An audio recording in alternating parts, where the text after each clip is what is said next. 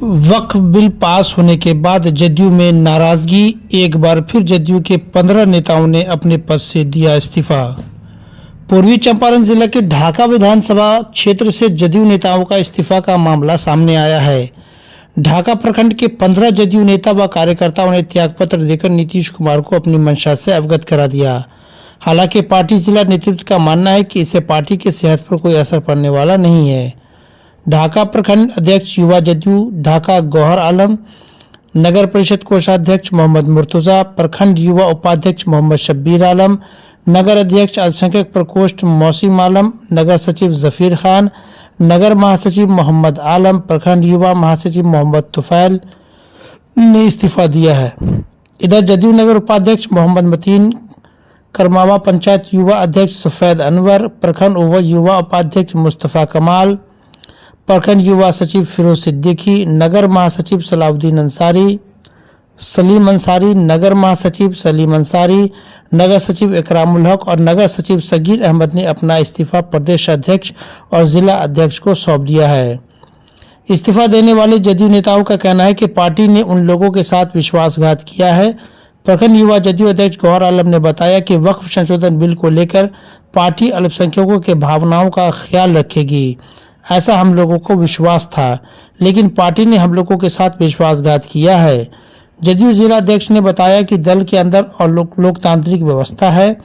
जिन लोगों ने इस्तीफा दिया है उनसे बात की जाएगी और पार्टी के स्टैंड के बारे में बताया जाएगा। पार्टी के कई सुझावों को वक्फ संशोधन बिल में शामिल किया गया है, इसके बारे में भी उन्हें बताया जाएगा। मेरा नाम हुआ मोहम्मद जफीर खान। आप किस पद पर थे? नगर सचिव ढाका।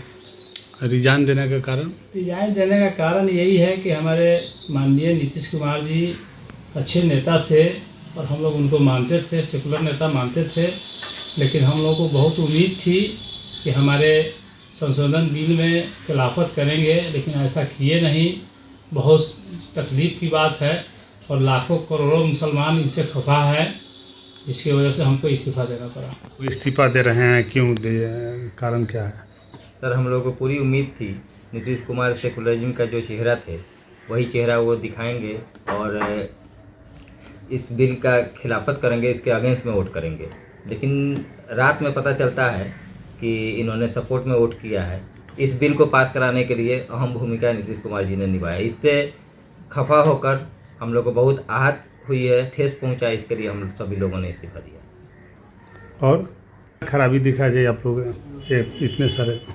सर, वक्फ जो है वो मुस्लिम समाज के लोग वक्फ करते हैं अपने समाज को आगे बढ़ाने के लिए, मस्जिद के लिए, मदरसों के लिए, यूनिवर्सिटी, कॉलेज या किसी तरह का सामाजिक काम के लिए, अपने कौम को आगे बढ़ाने के लिए। तो इसमें फिर दूसरे धर्म के लोग क्यों मेंबर बनेंगे या आला कमान इसमें डीएम क्यों होंगे? बाकी बहुत सारी संस्थाएं हैं, ट्रस्ट, मंदिरों का, मठों का ट्रस्ट चलता है। गुरुद्वारा पे अभी सुनने में आ रहा है कि गुरुद्वारा पे भी ये लोग शिकंजा कसने जा रहे हैं, उसके ट्रस्ट को भी लेके कहीं ना कहीं हम लोगों को लग रहा है कि ये लोग अपने पूंजीपति मित्रों को सौंपने की तैयारी कर रहे हैं और ये गैर संवैधानिक है। संविधान जिस तरह का हम लोग को अधिकार देता है उस तरह से हम लोग लड़ेंगे। धरना प्रदर्शन करने का अधिकार देता है, अनशन का अधिकार देता है, पुतला दहन का अधिकार देता है। जितना अधिकार है सब हम लोग बिल के खत्म होने तक लड़ेंगे और ये कारवां बढ़ते जा रहा है। आप मीडिया बंधुओं को पता होगा, हर दिन पूरे बिहार में कम से कम हजारों कार्यकर्ता इस्तीफा दे रहे हैं और पार्टी सर कार्यकर्ता से होती है, कार्यकर्ता पार्टी से नहीं होते हैं।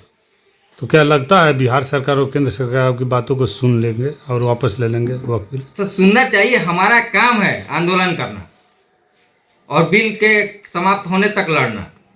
इसी बीच मोतिहारी आए केंद्रीय मंत्री सतीश चंद्र दुबे ने एक बड़ा बयान सामने आया है। उन्होंने कहा है कि वक्फ बिल को लेकर के जो राजनीति की जा रही है वो सरासर गलत है।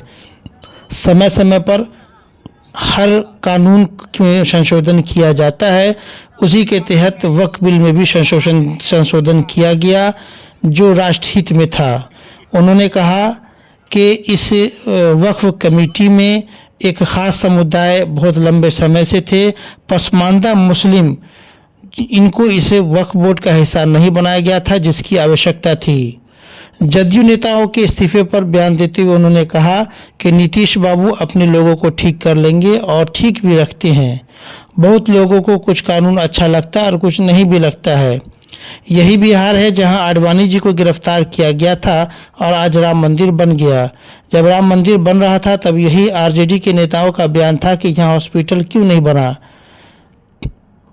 वक्फ बोर्ड के इस मुद्दे को लेकर के उन्होंने कहा कि आज राजद वाले वक्फ बोर्ड पर हॉस्पिटल या स्कूल बनाने की बात क्यों नहीं कर रहे हैं। नेता प्रतिपक्ष तेजस्वी यादव पर हमला करते हुए उन्होंने कहा कि बिहार में उनकी सरकार है, यह अमंग बनने वाली है, यह मुंगेरी लाल का सपना है। बिहार में उनकी सरकार कभी नहीं आने वाली। हाँ, अच्छे विपक्ष के रोल में हो सकते हैं, यह माना जा सकता है।